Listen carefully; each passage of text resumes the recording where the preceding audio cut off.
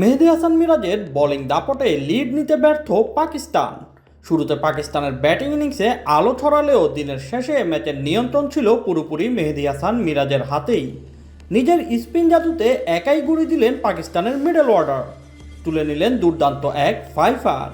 মিরাজের ঘূর্ণিতে 386 রানেই all out হয়েছে পাকিস্তান। ফলে প্রথম ইনিংসে বাংলাদেশ পেয়েছে 27 রানের লিড।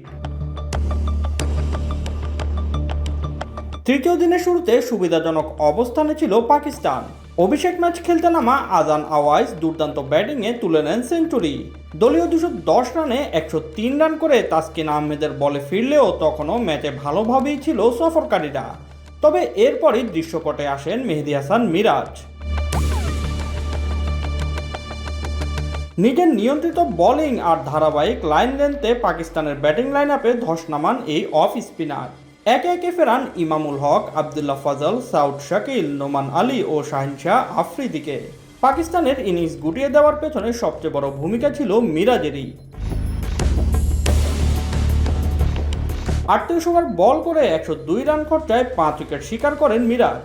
তাকে দারুণভাবে সঙ্গ দেন তাসকিন আহমেদ ও তাইজুল ইসলাম। তাসকিন নেন 2 উইকেট, তাইজুল শিকার করেন 2টি।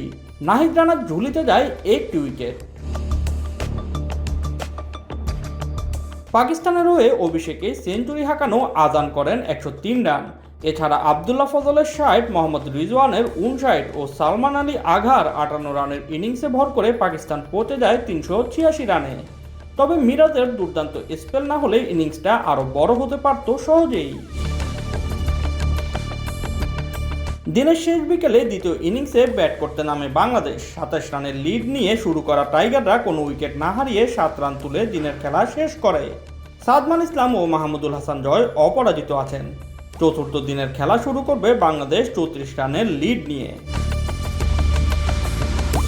Shoaib Shams, BD sports time.